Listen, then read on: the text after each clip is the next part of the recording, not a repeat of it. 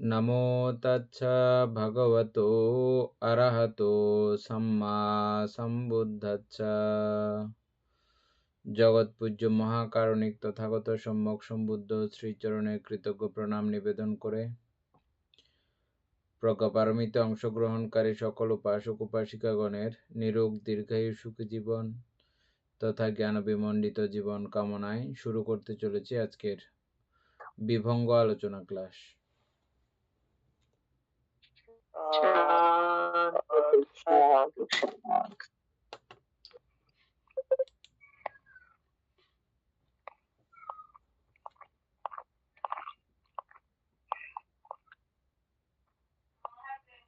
উপাসক আমাদের page number কত?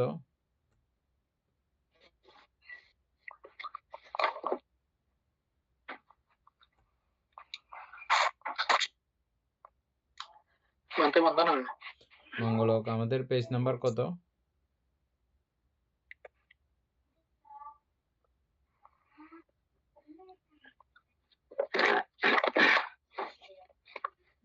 আমি তো মানতো ওখান থেকে তিকমাতিকা আর কি জ্ঞান বিভঙ্গ মধ্যে। হ্যাঁ, উপাসক আপনার মিউট করা। তখন যায় নাই 351 7 নাম্বার নিচে তিকমাতিকাতে পড়বো আমরা। ওদি টানলে 403 নাম্বার পিস।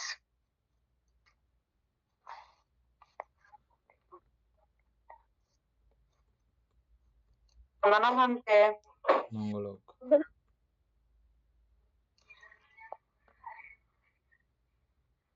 7 নাম্বার।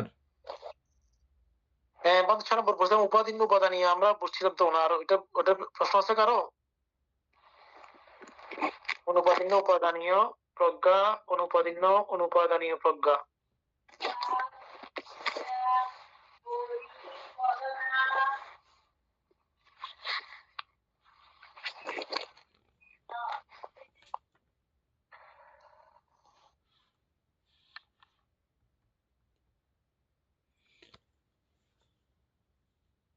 সতেরো নাম্বার। না, বাদ 7 নাম্বার নিচে সবিতর্ক সবিচার। আমরা 6 নম্বর বুঝছিলাম, এখন 7 নম্বরে সবিতর্ক সবিচার প্রজ্ঞা, অবিতর্ক বিচার মাত্র প্রজ্ঞা, অবিতর্ক অবিচার প্রজ্ঞা।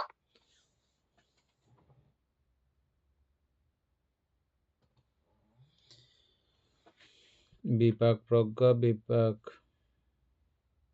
ধর্মী প্রজ্ঞা। না বাদ দে, ওটা তো ইয়েতে মনে হয় তিকমাতিকা দেবেন তো, আমরা তিকমাতিকা বিপাক 753 নাম্বার। 5 নাম্বারটা আমরা আলোচনা করছিলাম যে বিপাক প্রজ্ঞা। বিপাক প্রজ্ঞা বলছিলাম যে কি বিপাক সম্পর্কে জ্ঞান, এটা বিপাক প্রজ্ঞা। আমরা গত ক্লাসে কি বলছিলাম, এটা আমার পরবর্তীতে আবার আসতেছে। আমরা যেটা বলছি সেটা সেদিক থেকেও হতে পারে, আবার আমরা বিপাক যা যা কিছু বিপাক দেখেছি এই পর্যন্ত, বিপাক চিত্তগুলো দেখেছি না, ওই বিপাক চিত্ত সম্পর্কে বিপাক সম্পর্কে জ্ঞান থাকা প্রজ্ঞা, প্রজ্ঞা থাকা প্রজ্ঞা, মানে বিপাকটাকে অনন্ত জ্ঞানে দেখা। হ্যাঁ, মানে প্রজ্ঞা দৃষ্টিতে দেখা আর কি। হ্যাঁ, সেটাই। তারপর হচ্ছে যে বিপাক ধর্মী ধর্ম কে প্রজ্ঞা দ্বারা দেখা, এটা এই প্রজ্ঞা। এটা তো এমনি সহজ, নর্মালি আমরা খুব জটিলভাবে বুঝতেছি যে জটিল লাগতেছে আর কি। বিষয়টা সহজ, প্রত্যেকটা অবস্থাকে প্রজ্ঞা দ্বারা দেখা বা প্রজ্ঞা সংযুক্ত করা, প্রজ্ঞা সম্পৃক্ত হলে তখনকার অবস্থা এটাই। আর বিপাকও নহে, বিপাক ধর্মী ধর্মও নহে, এরকম আমরা পড়ছিলাম না কতগুলো আছে যে বিপাকও নহে, বিপাক ধর্মী ধর্মও নহে, এরকম কিছু বিষয় আমরা পাইছিলাম না ধর্মসঙ্গিনী পড়ার সময়, মনে আছে? যেগুলো বিপাকও নয় আবার বিপাক ধর্মী ধর্মও নয়, এগুলোর ক্ষেত্রেও সেম, একই সূত্র, প্রজ্ঞা সূত্র।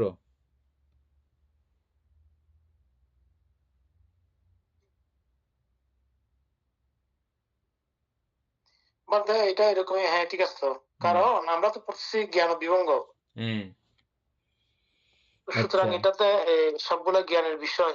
তারপরে এবং এখানে আরো যা যা কিছু অ্যাড করতে হয়, আমরা গত ক্লাসে এটা সম্পর্কে যা বলছিলাম ওগুলোও অ্যাড করা যাবে, কোনো সমস্যা নাই। ওগুলোও ভুল হয় নাই, ওগুলো ঠিক আছে, তবে এইভাবেও বুঝতে হবে। উপাদিন্য প্রজ্ঞা, উপাদানীয় প্রজ্ঞা।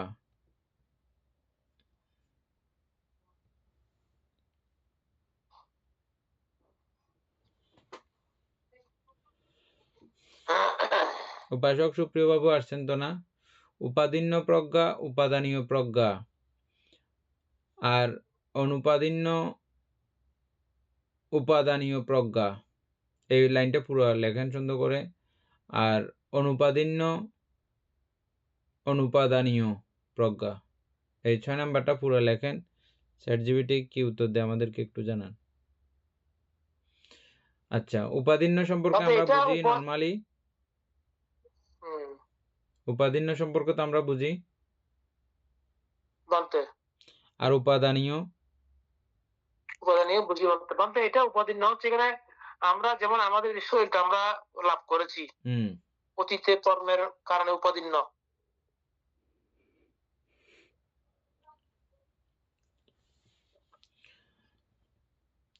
কর্মের কারণে আমরা এই দেহ রূপ নাম লাভ করেছি। অর্থাৎ উপাদান যেগুলো যেগুলো হয় এগুলো হচ্ছে যে উপাদিন্য, উপাদান হয়ে গেছে। আর উপাদানীয়, উপাদান হওয়ার জন্য যে যে বিষয় প্রয়োজন হয়েছে,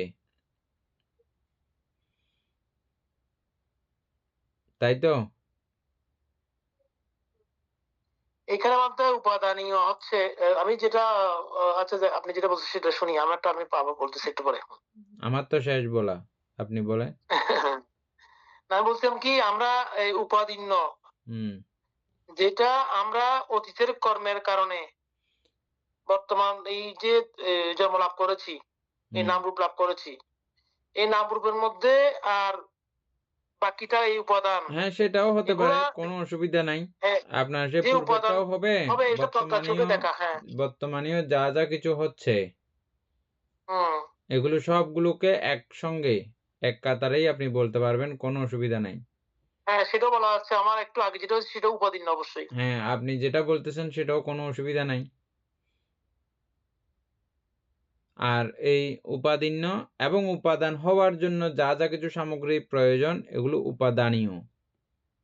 মানতে তো ওই সব বিষয় সম্পর্কে প্রজ্ঞা। মানতে হ্যাঁ, তা এই যে আমরা ইজি হয়ে গেল বিষয়টা না? মানতে, হ্যাঁ এটা আমরা আগে জেনেছিলাম তো, এরকম আপনি খুব আগেও, সুন্দর করে বলেছিলেন হ্যাঁ পঞ্চপ্রধান স্কন্ধ দুঃখ যেটা দিচ্ছেন, তাহলে আমাদের এই পঞ্চপ্রধান এই মানে এই পঞ্চকাম গুণটা আমাদের শরীর দাঁত দিয়ে সবগুলো ঢুকতেছে, এগুলো উপাদানে পরিণত হওয়ার আগ পর্যন্ত আমাদের দেখা এই প্রজ্ঞাটা, এই প্রজ্ঞা দিয়ে। ঠিক আছে। তারপর হচ্ছে যে অনুপাদিন্য অনুপাদানীয়, যেগুলো অনুপাদিন্য উপাদানীয়, অনুপাদিন্য যেটা উৎপন্ন হয় না এখনো, না, অনুপাদিন্য হচ্ছে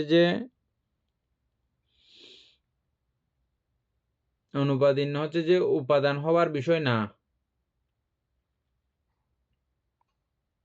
অনুপাদিন্য উপাদানীয়,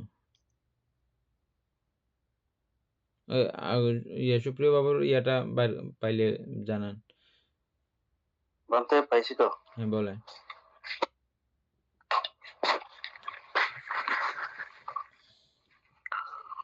উপাদিন্য উপাদানীয় প্রজ্ঞা।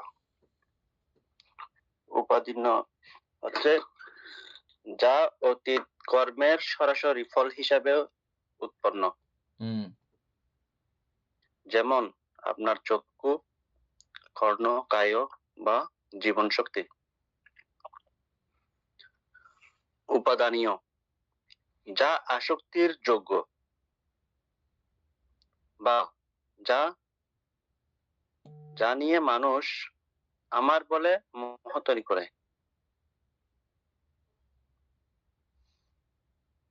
অর্থ, এই প্রজ্ঞা দিয়ে যখন আপনি আপনার শরীরের সেই অংশগুলোকে বিশ্লেষণ করেন যা সরাসরি কর্মের ফল, যেমন আপনার ইন্দ্রিয়গুলো,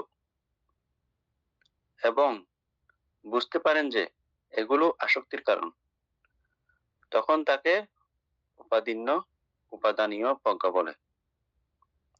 সহজ উদাহরণ, আমার এই চোখ বা শরীর আমার অতীত কর্মের ফল এবং এর প্রতি আমার আসক্তি আছে, এই বোধ, এটা হচ্ছে উপাদানীয় প্রজ্ঞার উদাহরণ। আমার এই চোখ বা শরীর আমার অতীত কর্মের ফল এবং এর প্রতি আমার আসক্তি আছে, এটাই উপাদানীয় প্রজ্ঞা। উপাসক বুঝছেন? এদের পর্যন্ত থাকেন, একটু অপেক্ষা করেন, এটা প্রথমটা আমরা একটু আলোচনা করে নিই। উপাসক, উপাদিন্য, উপাদানীয়, এটা উপাদান দ্বারা তৈরিও হয়েছে, উপাদিন্য ভাবে হয়েছেও, উপাদিন্য হয়ে আছেও, এখন উৎপন্নও হয়েছে, এবং সেটা আবার উপাদানেরও বিষয় বর্তমানে, যেমন চোখ। এটা তো নরমাল। হ্যাঁ, এটা তো ঠিক আছে, এটা সুন্দর করে বলছে তো, সে চ্যাট জিপিটির মধ্যেও বলছে সুন্দর করে। কারণ আমাদের চক্ষু প্রধান আসে জীবের চোখগুলো এভাবে পাইছি কেন?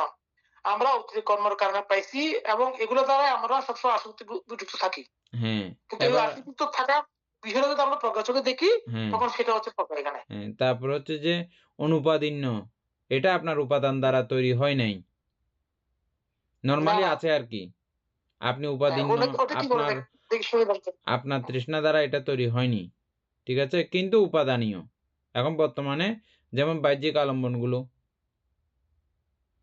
এটাই হবে উপাসক সুপ্রিয় বাবু। তারপরে এটা অনুপাদিন্যটা, এটা বাহ্যিক আলম্বনগুলো আমরা উপাদানে পরিণত করবো, এটাকে যাও শুনি আমরা। অনুপাদিন্য উপাদানীয় প্রজ্ঞা। অনুপাদিন্য, যা সরাসরি অতীত কর্মের ফল নয়, বরং ঋতু বা তাপমাত্রা, চিত্ত বা আহার থেকে উৎপন্ন, যেমন আপনার চুল, নখ, ঘাম বা বাইরের জড়বস্তু, যা সরাসরি অতীত কর্মের ফল নয়, বরং ঋতু, চিত্ত বা আহার থেকে উৎপন্ন, তাহাই অনুপাদিন্য।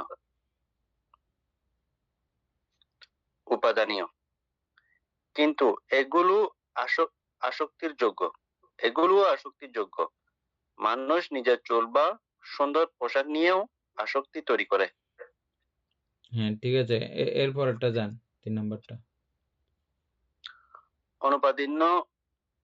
অনুপাদানীয় প্রজ্ঞা। অনুপাদিন্য, যা কর্মের ফল বা বিপাক নয় এবং উপাদানযোগ্য বিষয়ও নয়। অনুপাদানীয়, যা আসক্তির যোগ্য নয় বা যা নিয়ে কোনো মোহ বা তৃষ্ণা কাজ করে না। অর্থ, এটি মূলত লোকোত্তর অবস্থার প্রজ্ঞা। অর্থাৎ ওই চাল লাগবে না, যেগুলোতে আর আপনার আসক্তি করার মতো কোনো অবস্থা নাই, আসক্তি করার মতো জগতের মধ্যে অবস্থা নাই, যে কোনগুলো শুধুমাত্র লোকোত্তর চিত্তগুলোর কথা। ক্রমিকভাবে অরহত ফলে গিয়ে একেবারে চূড়ান্ত পর্যায়ে শেষ আর কি। এর আগের গুলো ক্রমে ক্রমে একটু একটু কমতে থাকে এভাবে।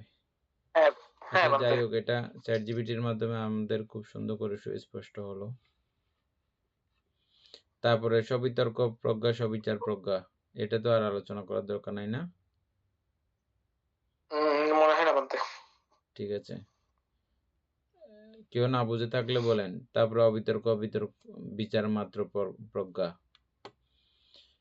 তারপরে বাদ একটু অবিতর্ক, আলোচনা করলে ভালো হবে, এটা আগে পড়ছি এখানে স্মৃতিতে আসতেছে না। উপাসক, সবিতর্ক, সবিচার, এটা বলেন।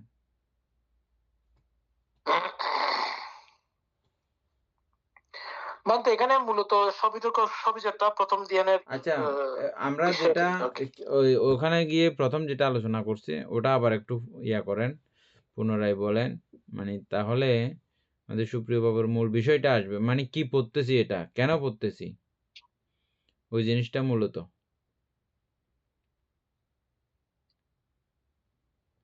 বুঝিনি মানে কোনটা, আপনি বলেন, আমি অর্থাৎ বুঝতে এখানে পারি না। যেমন সবিতর্ক, সবিচার এর মধ্যে প্রজ্ঞা। সবিতর্ক বলতে আমরা বিতর্ক যেটা জানছিলাম আর কি, হ্যাঁ, এবং বিচারও জানছিলাম। বিতর্ক মানে হচ্ছে যে আলম্বনে এখন নিবিষ্ট করে রাখার প্রয়াস, আলম্বনে সংযুক্ত করে রাখার প্রয়াস, প্রচেষ্টা, এটাকে আমরা বিতর্ক হিসেবে জানি। মানে আলম্বর দিকে ধাবিত করা। হ্যাঁ, এবার আলম্বনে যখন স্থায়ীভাবে থাকার অবস্থা তৈরি হয়, থাকে কিছুক্ষণের জন্য হলেও, আর আমাদের চিত্তের একটা স্বাভাবিক ধর্মতা, ওকে যদি আপনি কোনো জায়গায় যদি বসাই দেন, ও ওখানে ইয়ে করবে, বিচরণ করবে।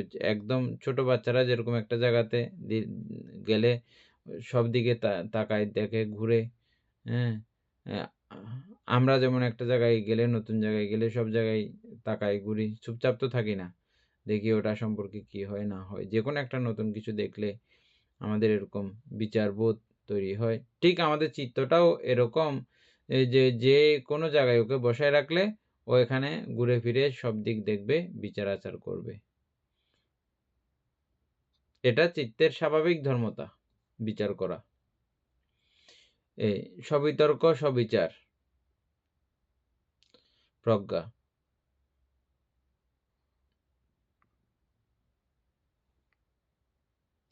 এই সবিতর্ক, সবিচার, কুশল অকুশল দুই দিকে আছে। এটা আমরা প্রকীর্ণ চৈতসিকের মধ্যে পাইছিলাম। কুশলের সঙ্গে এ সংযুক্ত হলে এর কার্যক্ষমতা, অকুশলের সঙ্গে সম্পাদিত হলে এর কার্যক্ষমতা, এবং সবিস্তারে আবার কুশল হোক বা অকুশল হোক, যেটাই হোক, সকলের গুণধর্মতা, চূড়ান্ত সত্য হচ্ছে যে প্রজ্ঞা, অনিত্য দুঃখ অনাত্মা বিচারে এর যাবতীয় বিনাশন।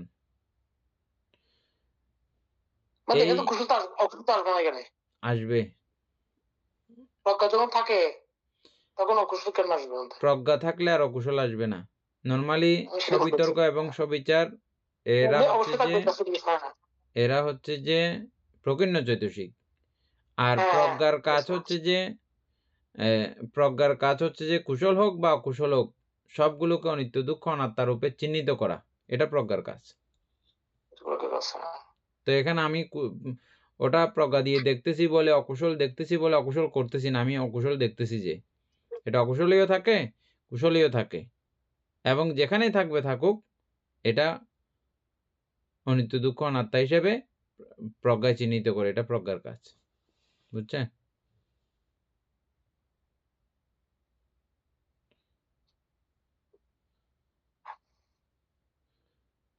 প্রজ্ঞা যখন উৎপন্ন হবে তখন সে কুশলও মানে না, অকুশলও মানে না।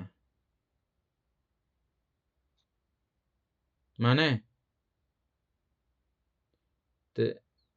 প্রজ্ঞাতে উঠলে সবকিছু একাকার। প্রজ্ঞা কুশলকেও দুঃখ বলে, অকুশলকেও দুঃখ বলে। কুশল অকুশল দুই দিক থেকেই, দুইটা বিষয়কেই সমদৃষ্টি প্রক্ষেপ করে প্রজ্ঞা।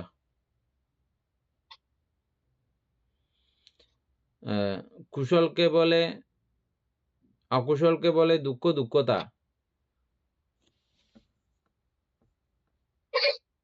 আর কুশলকে শুধু দুঃখতা আর কি। ডবল দুঃখ, অকুশল ডবল দুঃখ, কুশল সিঙ্গেল দুঃখ।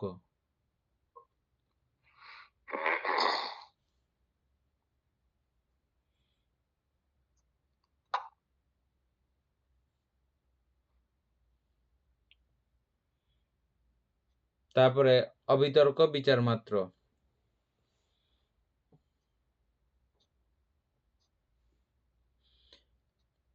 যখন দ্বিতীয় ধ্যানে প্রতিষ্ঠিত হয়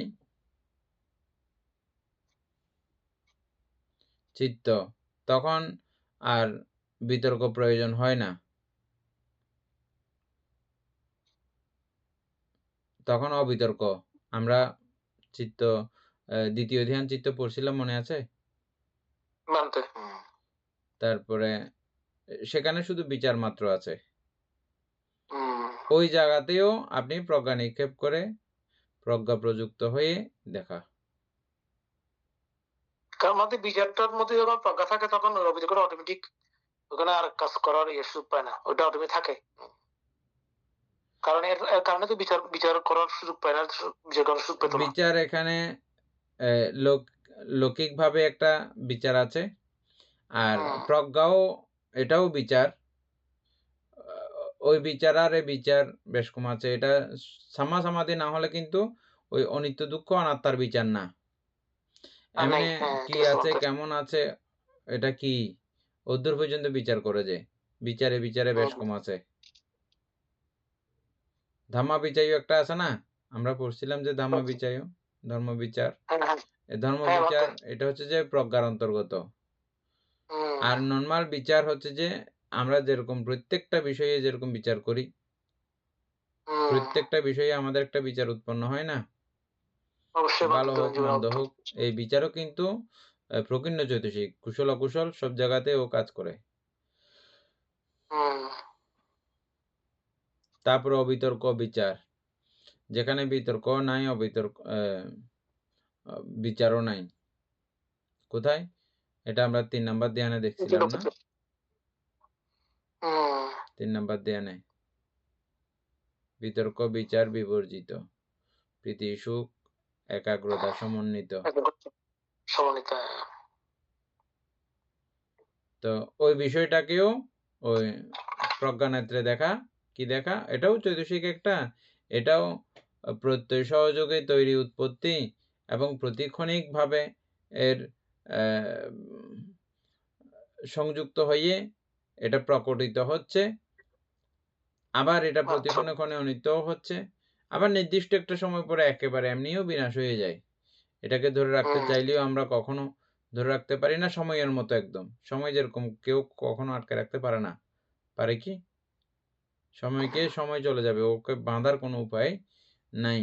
ঠিক এই প্রত্যেকটা বিষয় আমাদের চিত্তগত এবং রূপগত, নামগত বা রূপগত, এগুলো সময়ের মতো বিষয়।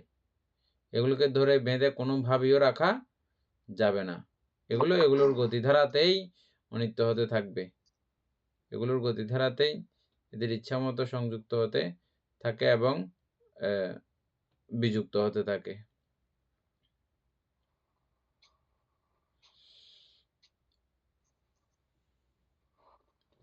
এগুলো মাঝে মধ্যে প্রজ্ঞানেত্রে দেখার চেষ্টা করবেন। এগুলো প্রত্যেকটা বিষয় পড়ার সময় আপনারা যদি সেই পর্যায় থেকে যদি দেখেন, দেখবেন এগুলো নড়াচড়া করতেছে, যে সবগুলো ভাঙতেছে, যে এগুলো মাঝে মধ্যে দেখা যাবে। অটোমেটিক একটু খেয়াল করলে অটোমেটিকভাবে নিজে থেকেই জুম হয়, নিজে থেকে জুম হবে, নিজে থেকে এগুলো আপনার কাছে প্রকটিত হবে।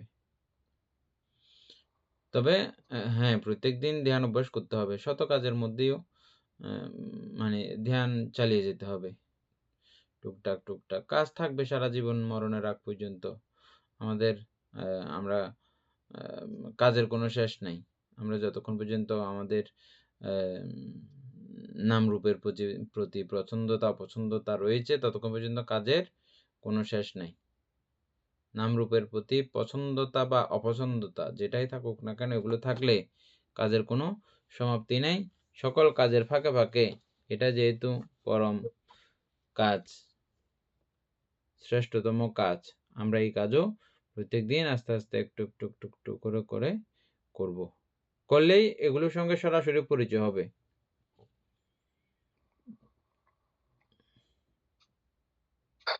বন্ধ করতে চেষ্টা করি, কিন্তু মনকে বসাতে পারি না, এটাই মেইন মনকে সমস্যা। বসাতে আপনাকে কে বলেছে?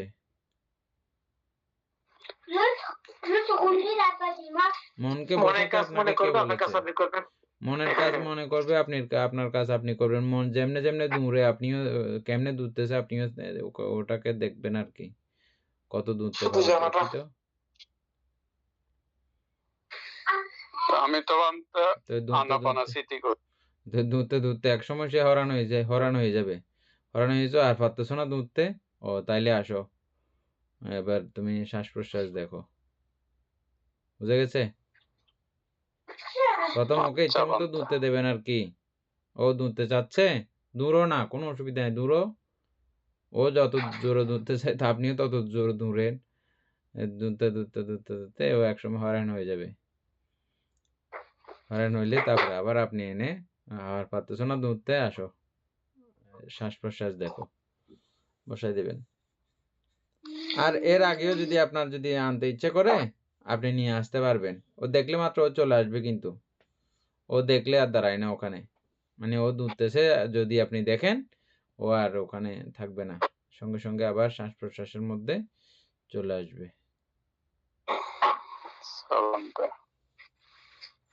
এগুলো নিয়ে কোনো রকমের হওয়ার, কোনো বিচলিত হওয়ার কোনো কারণ নাই। আমাদের মন এভাবে বিচলিত হয় লোভের তাড়নায়, হিংসার তাড়নায়, অজ্ঞানতার তাড়নায়। বিশেষ করে লোভ এবং হিংসার তাড়নায় এভাবে ছুটাছুটি, হুরুস্থুল হুরুস্থুল হুরুস্থুল কাণ্ড কারখানা করে। ও কেন লোভ করবা? আমরা যা যা কিছু এ পর্যন্ত পড়েছি আমাদের দেহতত্ত্ব সম্পর্কে, ওহরে দেহ, ওহরে ঘরবাড়ি, ওহরে মায়ার দুনিয়ার আত্মীয় স্বজন পরিজন সবাইকে ফেলে রেখে চলে যেতে হবে। এই জাতীয় যে কথাগুলো আপনি জানেন, এগুলো বললে মাত্র ও সঙ্গে সঙ্গে ভয়প্রাপ্ত হয় এবং ভয়ে সে জড়সড় হয়ে যায়। হ্যাঁ, তারপর আপনি যেটা বলবেন ও পরবর্তীতে এটা করা শুরু করবে। মাঝে মধ্যে এভাবে ওকে বলতে হবে, তুমি কি জন্য এরকম করতেছো, যে কি জন্য করতেছে এটা আগে আপনি নিজেই দেখে যাবেন। একটু খেয়াল করলে ও এখন কেন এরকম করতেছে আপনি নিজেই খেয়াল করবেন। তখন খেয়াল করলে এগুলো যখন তাকে মনে করাই দিবেন, ও বাপরে, আমাকে তো দেখছে, ও নিজে নিজে শান্ত হয়ে আবার আপনার কাজ করা শুরু করবে। আচ্ছা, যাই হোক, সবিতর্ক সবিচার, অবিতর্ক অবিচার, প্রজ্ঞা। সুপ্রিয় বাবু বলেন, অবিতর্ক অবিচার প্রজ্ঞাটা কিভাবে, এটা বুঝাই দেন তো।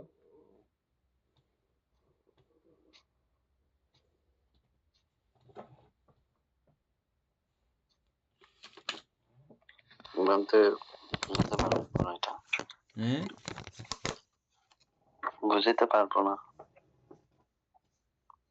উপাসক সুকুমার বাবু বলেন।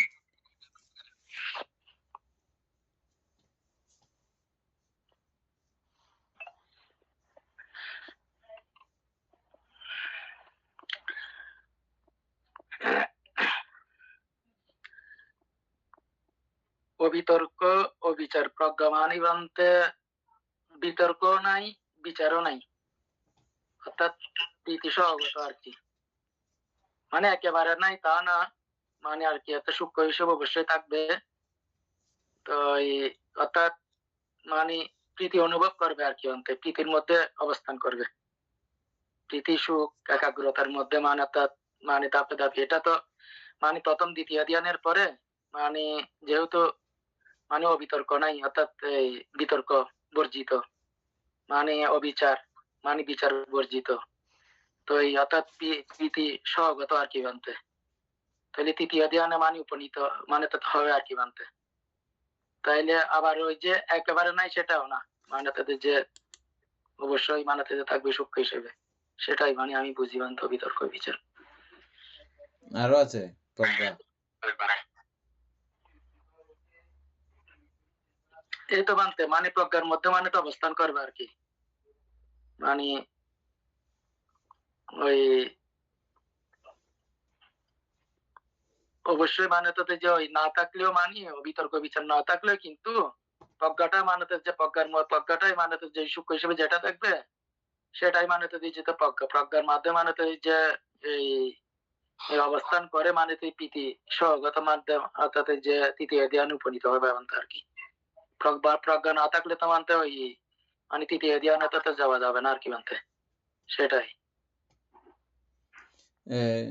সুকুমার বাবু বলেন, সুকুমার বাবু বলতে যদুর্থ বাবু বলেন।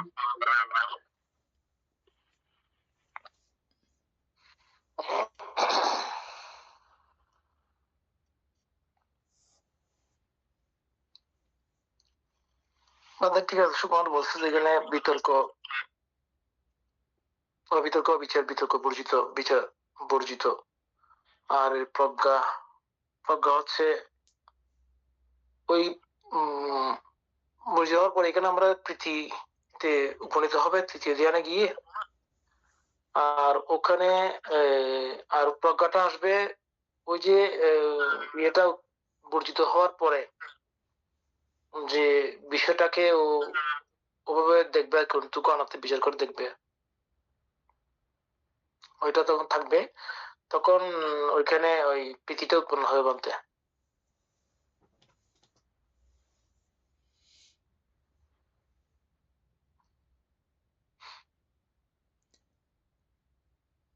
সুপ্রিয় বাবু শুনে নেয়, আমি আরেকবার বলছি। এটা তৃতীয় ধ্যান চিত্ত বা এর পরের গুলোও বলা যাবে, অর্থাৎ যেখানে বিতর্ক এবং বিচার এই দুই অবস্থা নাই, প্রীতিসুখ একাগ্রতা এগুলো থাকবে, আছে। এগুলো বর্জিত হওয়ার পরে যে অবস্থা, এটা একটা খুব সুখের স্বাচ্ছন্দ্যের প্রীতি এবং সুখ একাগ্রতায় তিন অবস্থায় শুধু থাকে, তাহলে ওখানে সুখের এক বিরাট রাজ্য। তাইলে এই যে আমরা সুখ বললাম এখন, আচ্ছা, এই সুখগুলো, এই প্রীতিগুলো, এই একাগ্রতা, এটাও অত্যন্ত দ্রুত গতিতে ওই অনিত্যতার গতিধারায় এটা প্রতিনিয়ত এভাবে ইয়ে করতেছে, উৎপন্ন এবং ধ্বংসের মধ্য দিয়েই চলতেছে। যেগুলো ধ্বংস হয়ে যাচ্ছে এগুলো কিন্তু আবার পুনরায় রিপিট আসতেছে না, এগুলো শেষ সেখানেই শেষ। প্রতি চিত্ত চৈতসিকের সংযুক্তিক্ষণ এবং যে বিলুপ্ত যে হয়ে যাচ্ছে, এটা কিন্তু আর পুনরায় আসতেছে না, এগুলো একেবারে ধ্বংস, মানে একেবারে শেষ। আবার যে উৎপন্ন হচ্ছে পুনরায়, আমি ওভাবে চিত্ত ধরে রাখতে পারলে আবার উৎপন্ন হচ্ছে, এগুলো আলাদা, এগুলো আরো নতুন। যেটা কিছুক্ষণ আগে উৎপন্ন হয়েছিল সেটা শেষ। এভাবে প্রতিনিয়ত উৎপন্ন এবং ধ্বংস এটা হয়ে যাচ্ছে এইভাবে। এখানে অনিত্য জ্ঞান রাখা। বান্দে ওই সময় সুখটা মনের মধ্যে কোনো কিছু না আসলে, মানে সুখটা কিসের উপর ডিপেন্ড করে সুখটা অনুভব করবো? কোনো একটা সুখ, আমরা তো সুখটা বুঝে, মনে করেন আমি পানীয় খাইছি, একটা শরবত খাইছি, এটা শরবতের স্বাদ, আমার তো ভালো লাগছে। আমি তৃতীয় ধ্যানে গিয়ে এটা কি ধরনের সুখটা, মানে কিসের উপর ভিত্তি করে সুখটা পাবো, মানে এটা কি জিনিস? আমরা যখন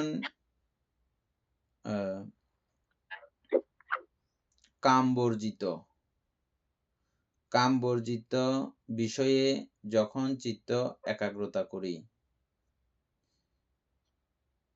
অকুশল এবং কামবর্জিত দুইটা কথা, অকুশল এবং কামবর্জিত কোনো একটা আলম্বনে চিত্তকে বিতর্ক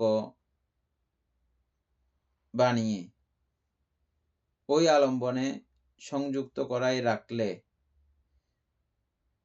সঙ্গে সঙ্গে সেখানে বিচার উৎপন্ন হবে। তাহলে বিতর্ক বিচার দুইটা পাইলাম। এবং এই যে অ্যাড করে রেখেছি, সংযুক্ত করে রেখেছি, একাগ্রতা অটোমেটিক, বিতর্ক বিচার একাগ্রতা, এই তিনের সংযোগ হওয়া মাত্র এখানে আরো দুইটা বিষয়ের সমন্বয় ঘটে যায়। যেমন আমাদের পটবী ধাতু, আপধাতু, বায়ুধাতু, তেজধাতু এই তিনের সমন্বয় ঘটা মাত্র, সংযুক্ত হওয়া মাত্র আরো 4টে বিষয়ের সমুপস্থিতি হয়ে যায় বর্ণ, গন্ধ, রস, ওজ। ঠিক যেভাবে ঠিক এখানেও এই তিনের সমন্বয় ঘটা মাত্র সঙ্গে সঙ্গে প্রীতি এবং সুখ এই দুইটা বিষয়ের সমাবেশ ঘটে যায়। প্রীতি এবং সুখ, এই প্রীতির বর্ণনা আমরা আগে পড়েছিলাম। সমত ভাবনার প্রীতি 5 প্রকারে আমরা পড়েছিলাম। উপাসক সুকুমার বাবু 5 প্রকারগুলো একটু আবৃত্তি করেন।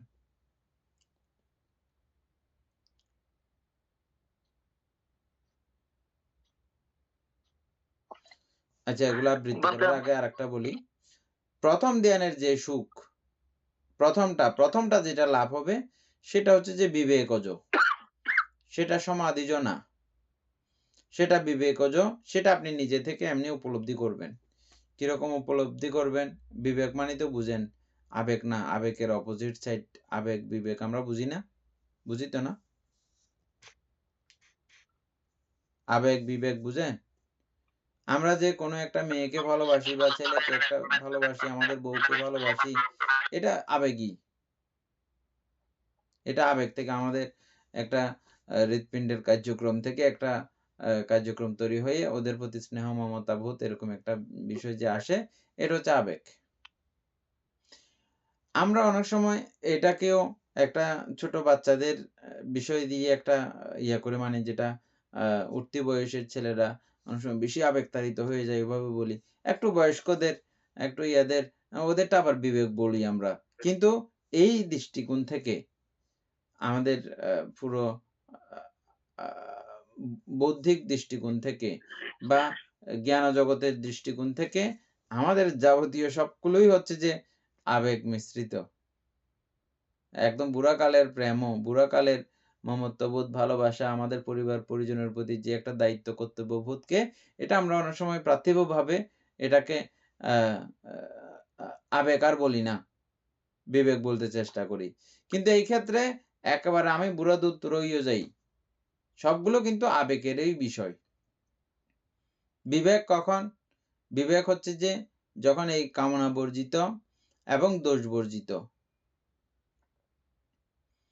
অকুশল এবং কামনা বর্জিত আলম্বন নে, যখন কামনা এবং দোষ বর্জিত আলম্বনে যখন চিত্ত একাগ্র হয়, তখন এই বিবেকজ প্রীতি উৎপন্ন হয়। এবার বিবেকজ প্রীতি কিরকম? আমি আজকে কামনায় লিপ্ত হলে, যুক্ত হলে আমার কত রকমের সমস্যায় থাকতো। জাস্ট উদাহরণ বলি, যে কোনো একজন সন্ন্যাসী বলতেছেন আজকে আমি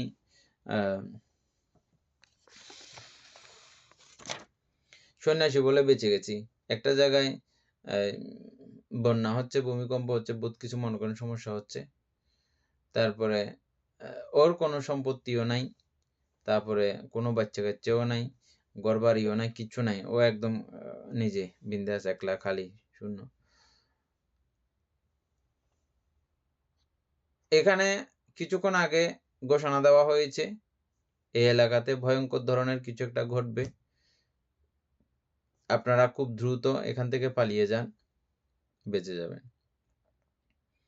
যাদের এরকম কোনো কিছু নাই, ওরা ফাঁ করে চলে গেছে এখান থেকে দূরে।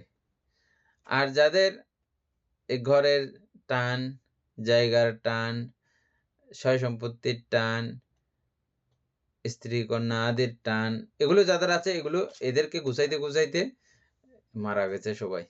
যাদের কিছু নাই ওরা বেঁচে গেছে, বুঝছেন? বিশেষ করে সন্ন্যাসীদের সঙ্গে এই উপমাটা উপমেয়।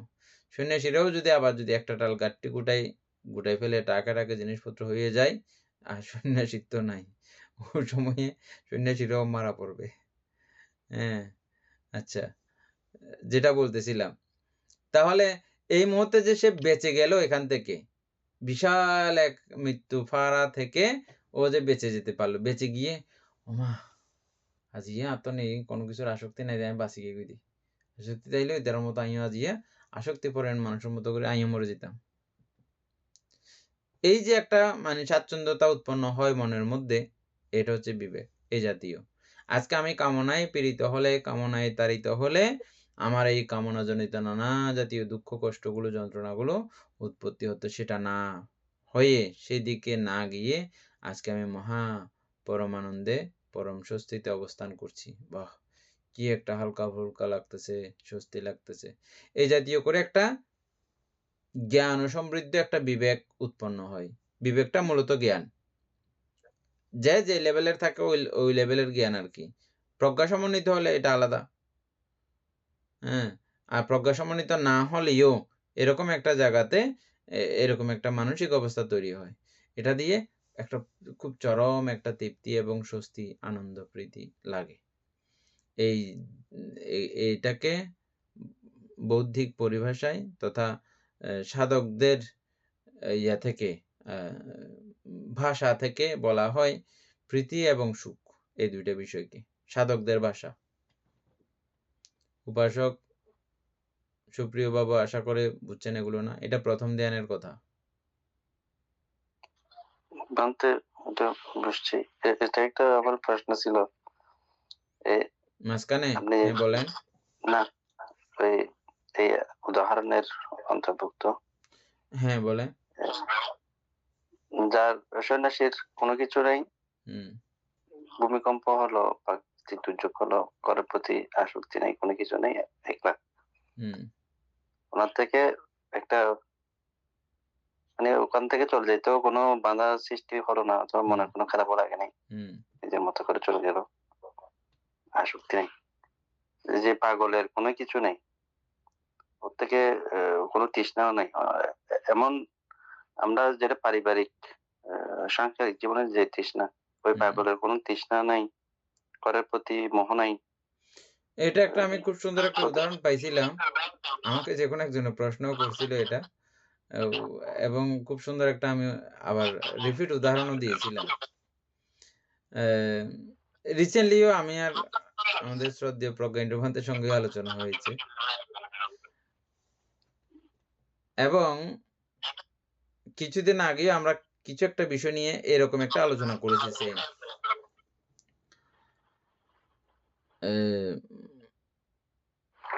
একেবারে মোহিত হইলে, মোহিতদের জন্য এগুলো কোনো কিছু, ও তো সারাক্ষণ মোহিত, কিছুই বুঝে না। যেমন আমরা এখন মোহিত ভাবে আছি, মোহিত এটাও এক প্রকারের পাগলামি না, পাগল না, মোহ। ওই মোহিত মানুষের জন্য সুখ কি আবার দুঃখ কি? আচ্ছা, এটাই এর জন্য করছিলাম, যে আলোচনা করছিলাম যে দ্বিপঞ্চ বিজ্ঞান সম্পর্কে আলোচনা করতে গিয়ে দ্বিপঞ্চ বিজ্ঞানের মধ্যে কুশল এবং অকুশলের বিষয়টা, হ্যাঁ। তারপরে আমাদের যে অকুশলের বিষয়গুলো যে ভালো লাগছিল, ভালো লাগাকে যদি আমরা কুশল বলতে যাই, তাহলে সেটা কি হচ্ছে, সেখানে আমাদেরকে উত্তর দেওয়া হয়েছিল যে কি, এই অকুশল বিষয়কে ভালো লাগা এটা কোত্থেকে তৈরি হয়? ওই মোহ থেকে। মোহ মানে পাগলামি। আমার মস্তিষ্ক সুস্থ না হইলে আমি খারাপকেও ভালো বলবো। যেমন আমাদের মস্তিষ্ক অসুস্থ হয়ে গেলে আমরা মদ্যপান করেও আমাদেরকে নিজেদেরকে নিজের ব্রেন লো করে দিয়ে আমরা মজা তৃপ্তি অনুভব করি, পাগলামি করি না এরকম? আমরা করি কি করি না? যারা করে আর কি, সবাই করতেছে না, না? তাইলে আমরা এরকম অনেক সময় বিকৃত বিষয় দিয়েও ওরকম একটা অবস্থা আমরা ফিল করি, অনুভব করি, অথচ নিজের ক্ষতি হবে প্রকান্তরে আমরা জানিও, বুঝিও, কিন্তু ওই মোহের কারণে, পাগলামির কারণে এরকমটা আমরা করি। তো সুতরাং ওই পাগলের কিসের আবার গড় বাড়ি আর মুখ সমুখ, হ্যাঁ, ও তো পাগলেই, ওর থেকে ও ভালো বুঝে না, ও মন্দও বুঝে না, মোহগ্রস্ত বলতে, ও টোটালি মোহগ্রস্ত। পাগল যারা পাগল, ওটা তো মোহগ্রস্ত টোটালি, ওটা অন্য জায়গায় মোহগ্রস্ত, আমরা এক জায়গায়, সে এক জায়গায়, তা না হলে সে পাগল হতো না। এই দিনে আরেকটা বিষয় আলোচনা হয়েছে, এটা হচ্ছে যে, যেমন আমরা একটা উদাহরণ দিয়েছিলাম শিলা আদি সম্পর্কে। অনেকেই শিল পালন করে অটোমেটিক ভাবে, ওর মানে ওদের স্বভাবে এটা। ওই দেশের মধ্যে মনে করেন প্রাণী হত্যার কোনো সিস্টেম নাই, ও প্রাণী হত্যা করে না, চুরি করার সিস্টেম নাই, চুরি করে না, যাবতীয় পঞ্চশীলগুলো ও এমনি দেশের সিস্টেমে ও রক্ষা করে, পালন করতে সে বাধ্য। ওখানে তার পাপ হচ্ছে না বটে, কিন্তু পুণ্য হচ্ছে না। শিল পালন করলে কিন্তু আবার পুণ্য হয়। একটা হচ্ছে যে পাপ হবে না, আর একটা হচ্ছে যে পুণ্য হওয়া, দুই বিষয় আছে এখানে। যখন আমার চেতনায় সমৃদ্ধ থাকবো তখন কিন্তু আমার পুণ্য হবে। গরুয়ে প্রাণী হত্যা করতেছে না, ওর প্রাণী হত্যা জনিত পাপ হচ্ছে না, কিন্তু পাপ হচ্ছে না, কিন্তু এই হত্যা না করার কারণে মানুষ যেমন চেতনায় সমৃদ্ধ হয়ে তার পুণ্য হয়, প্রাণী হত্যা না করার কারণে। যদি চেতনা থাকে তখন তার পুণ্য হয়, চেতনা না থাকলে তার কিন্তু পুণ্য হবে না। প্রান্তে অচেতন অবস্থায় হত্যা করলে এটা কি পাপ হবে? চেতন অবস্থায় হত্যা করলে তো অবশ্যই পাপ হবে। আমরা হত্যার 5 অঙ্গ নিয়ে আলোচনা করছিলাম তো আগে, আপনার আশা করি মনে থাকার কথা। হত্যার অচেতন অবস্থায় হত্যা হয় না। আমার চেতনা নাই, হত্যা করতে হবে। মানে আমি হত্যা করছি, কিন্তু মানে আমি জানি না যে এটা হত্যা। মানে সুকুমার বাবুর মনে আছে আমাদের হত্যার 5টা অঙ্গ, এগুলো বলেন তো।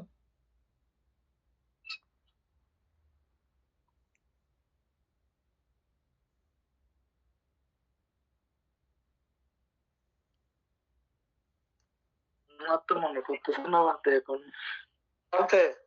বলেন। আমি দেখি বলতে পারি না সবগুলা, সবাই মিলে বলতে পারবো 5টা লিস্ট। প্রথমে এটা প্রাণী বলে জানতে হবে, হ্যাঁ, প্রথমটা। আর দ্বিতীয়টা হচ্ছে এই প্রাণী আমি হত্যা করব আমি নিজে মানে খাওয়ার জন্য, খাবার জন্য কথা না, মানে হ্যাঁ হত্যা করবে হিংসা উৎপন্ন হওয়ার হিংসার কারণে। হ্যাঁ যাও, হ্যাঁ। তো তৃতীয় নম্বর হচ্ছে এটা কত জোরে মারলে এই প্রাণীটা মারা যাবে, ওরকম একটা অবস্থান।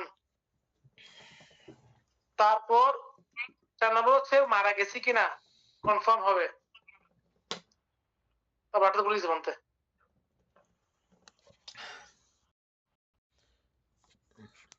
প্রাণী বলে জানতে হবে মানে হয়, ঠিক আছে। এটা বিভিন্ন বইয়ে আসলে বিভিন্ন রকম, তো প্রচেষ্টা অর্থাৎ হত্যার ইচ্ছা প্রচেষ্টা করা আর কি। বিভিন্ন বইয়ে বিভিন্ন রকম আছে, আপনারা বিভিন্ন রকম করে পাবেন। মৃত্যু হতে হবে আর কি, সেটাই। মারা গেছে কনফার্ম করা। হ্যাঁ সেটাই। 5টা অঙ্গ পরিপূর্ণ হতে হবে প্রাণী হত্যার মধ্যে। প্রাণী হতে হবে, তারপরে প্রাণী বলে ধারণা থাকতে হবে, এবং ক্রোধ উৎপন্ন হয়ে ছুটাছুটি করতে হবে, হত্যার ইচ্ছা, এবং আঘাত করা, সে আঘাতে মরা, সেটাই। এগুলো হচ্ছে যে অঙ্গ। তারপরে আবার এটা হচ্ছে যে শিলের পক্ষ থেকে এই কথাগুলো। অভিধর্ম কিন্তু এই সমস্ত গুলো মানে না। অভিধর্ম হচ্ছে যে চিত্ত প্রদান, এটা হচ্ছে যে শিলের দিক থেকে। হ্যাঁ, কিন্তু হ্যাঁ, অভিধর্ম মতে হচ্ছে যে চিত্ত। যেমন উদাহরণস্বরূপ আসি আমরা দড়ির উদাহরণ আগে করছিলাম, রাস্তা দিয়ে আমরা হাঁটছিলাম, এটা আপনারা শিলের পক্ষ থেকে আপনারা এই গল্পটা শুনেছেন আগে। এখন শুনবেন অভিধর্মের পক্ষ থেকে। রাস্তা দিয়ে আমি হেঁটে যাচ্ছিলাম, আদো আলো আদো ছায়া, আমার ঠ্যাঙের তলে পড়ছে দড়ি। তারপরে দড়ি যখন পড়ছে তখন আমি কি করলাম, আমি মনে করলাম যে এটা সাপ। তারপরে সাপ আমি এমনি ভালো করে দিলাম, আরো মাথা কোন দিকে আছে ইয়া সব মনে করে, করিয়া হ্যাঁ, সব মনে করে লাঠি সাপ এনে মনে করি মারছিল। আমি হ্যাঁ। মানে আস্তে আস্তে আস্তে আস্তে ঠ্যাংটা মাথার দিকে নিয়ে গিয়ে, হ্যাঁ, নাহলে আমি ঠ্যাং পেতাইলে করলে আমাকে কন মারবে বা কিছু একটা এরকম আতঙ্ক বা যে কোনো কিছু একটা ওর প্রতি খুব দারুণভাবে ক্রোধ উৎপন্ন হয়ে, হ্যাঁ, ভালো করে দিলাম ফিসিয়া। ইচ্ছা মতো ফিসা শেষ। তারপর আমি চলে গেছি। সকালবেলা এসে দেখতেছি যে এটা দড়ি। সূত্রপিটক মতে শিলগতভাবে শিলের কারিকুলাম অনুযায়ী বলা হচ্ছে যে শিলভঙ্গ হবে না, কিন্তু অভিধর্ম মতে বলতেছে যে ওনাকে ওই প্রাণী হত্যার ফল ভোগ করতে হবে, হুম, কারণ আমি চেতনা দ্বারা হত্যা করে ফেলেছি। হুম। অথচ দড়িও না, প্রাণীও না, প্রাণীও না। অথচ আমাকে ওই কর্মফল ভোগ করতে হবে। হ্যাঁ, কিছুটা তারতম্য হতে পারে। এগুলো পরবর্তীতে আমি যখন দেখলাম যে এটা প্রাণী ছিল না, হ্যাঁ, তখন আমার ওই আগের চিত্ত যেটা সংগঠিত হয়েছিল, হ্যাঁ, তখন তো একটা হয়ে গেছে তো হয়ে গেছে, কিন্তু হয়ে গেলেও এটা পরবর্তীর অবস্থাগুলোকে বিচার বিবেচনা করে ওটা শক্তিশালী এবং নিষ্ক্রিয় হবার কিছু ব্যাপার এরকম থাকে। এটা আমরা ইতিমধ্যে বুঝে গেছি আমরা। ক্রোধ করছিল মারার সময়, ক্রোধ উৎপন্ন করছিল, সেই হ্যাঁ, ক্রোধ অনুযায়ী বিচারটা হবে। না, সেটা তো হবেই। সেটা ছাড়াও আরেকটা কথা আছে। সকালবেলা আমি দড়ি দেখার কারণে আমার চিত্তের উন্নতা পরিলক্ষিত হবে। ওই চিত্ত এই চিত্ত সংযুক্ত হয়ে আবার এখানে কিছু সংযোজন বিযোজন হয়ে যাবে বিষয়। বুঝছেন এখন ঘটনা? আমাদের এরকম প্রত্যেকটা বিষয়, আগে ওর সঙ্গে আমার দারুণভাবে ঝগড়া ছিল। ঝগড়া হয়ে দারুণভাবে অনেকগুলো ব্যতিক্রম চিত্ত উৎপন্ন হয়েছে, খারাপ চিত্ত উৎপন্ন হয়েছে। কিন্তু এখন তার সঙ্গে আমার আবার পুনরায় যখন দেখা হয়েছে এবং ওর সঙ্গে অনেক কথাবার্তা হয়ে আমার অনেকগুলো বিষয় ভুল বুঝাবুঝি কেটে গেল।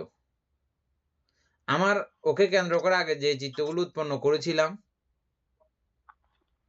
ওই চিত্তগুলো এখন বর্তমান তার কথাবার্তা শুনে, আচার ব্যবহার দেখে আমার সমস্ত ভুল ধারণা কেটে গেছে। কেটে যাবার পরে ওর সঙ্গে যেমন দারুণ একটা বন্ধুত্ব আবার হয়ে গেছে, আমার ভালোবাসা হয়ে গেছে। এর সাথে সাথে ওর সঙ্গে সংগঠিত আগের যে চিত্তগুলো, ওই চিত্তগুলোর মধ্যেও এই বিষয়টা রেখাপাত করে।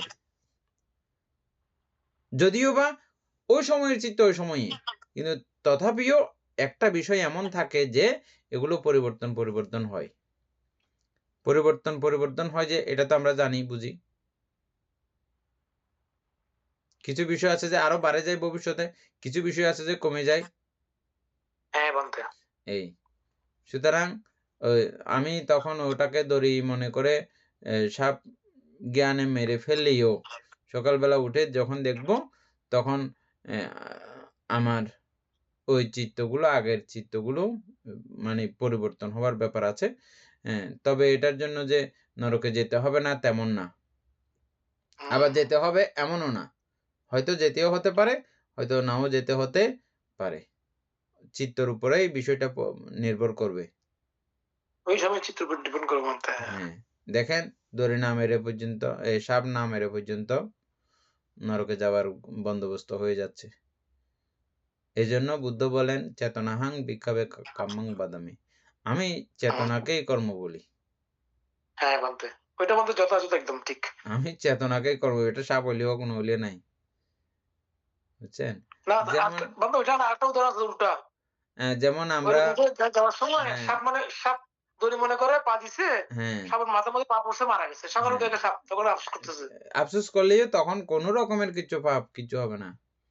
না, ওর পাপ হবে না তো, ওনার কোনো পাপ হবে না, কিছু হবে না, অথচ মারা গেছে কিন্তু সাপ। মারা গেছে সে সাপটা। কিন্তু ওই সূত্রপিটক অনুযায়ী এটা পাপ হচ্ছে না বলতে? না, সূত্রপিটক অনুযায়ীও পাপ নাই। বলতে আমার প্রশ্ন হচ্ছে ওইরকম না, আমি ওইটা প্রাণীতে আমি জানি, এটা হত্যা করছে যে আমি জানি, কিন্তু আমার প্রশ্ন হচ্ছে যে ওইটা হত্যা করছি, কিন্তু আমার বিবেকটা পরে জাগ্রত হলো যে আমার দ্বারা প্রাণীটা হত্যা হয়েছে। কিন্তু যখন হত্যা করছি তখন আমার বিবেক উৎপন্ন হয় না এটা প্রাণী, এটা আহত হয়ে কষ্ট পেয়ে মারা যাবে, বুঝছি। কিন্তু এটা জানি এটার যে এটা উদাহরণ প্রাণী। হচ্ছে যে এটা ওই যেমন আগুনের উদাহরণ দিয়েছিলাম আমরা।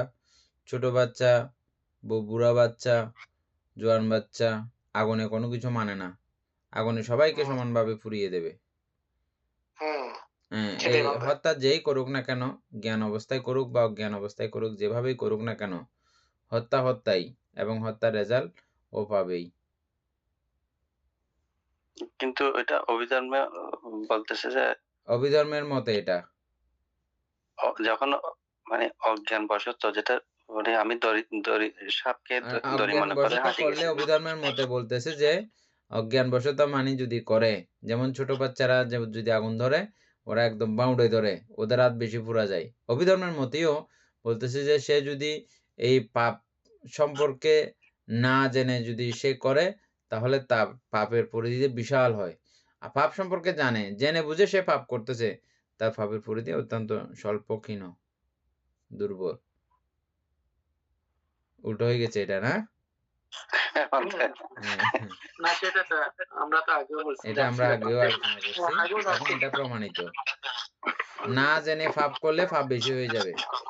যারা জেনে পাপ করে তাদের পাপের অর্থাৎ আপনি একটা বিষয় জানেন, একটা চুরি করতে গেছেন, আপনি কিন্তু চুরি করার ফল কত ভয়ঙ্কর এটা কিন্তু আপনি জানেন, কিন্তু গেছেন আর কি, যে কোনো ভাবে চুরি করতেছেন আর কি, করলেও আপনি দেখবেন যে পুরোপুরি ভাবে ওই যে চুরি করার সময় চলে যে আনন্দ থাকা, আমরা সমস্য পড়েছিলাম, তারপরে আরো কি কি পড়েছিলাম, এখানে আছে যে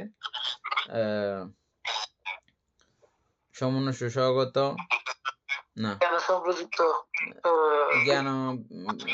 জ্ঞান তো থাকবে না, এটা চুরি না, না না সহগত মিথ্যা দৃষ্টি সম্প্রযুক্ত, মিথ্যা দৃষ্টি বিপ্রযুক্ত, এরকম কিছু 12 দ্বাদশ অকুশল চিত্তের মধ্যে আছে আর কি। হ্যাঁ, এই যে সমনুষ্য আছে, সমনুষ্য সংপ্রযুক্ত অকুশল গুলো খুব ভয়ঙ্কর হয়, মানে যেগুলো আনন্দ করে ওগুলো খুব ভয়ঙ্কর হয়। যারা পাপ সম্পর্কে বা এই চুরি সম্পর্কে যাদের ধারণা নাই, যাদের এই ফলাফল সম্পর্কে যাদের ধারণা নাই, ওরা চুরি করতে চাইলে খুব আনন্দ। আজকের সময় শেষ হয়ে গেছে তো, আমরা সোমবারে বিস্তারিত আলোচনা করবো আর কি করবো। সুপ্রিয়ভাবে এর মধ্যে তো বুঝছেন না,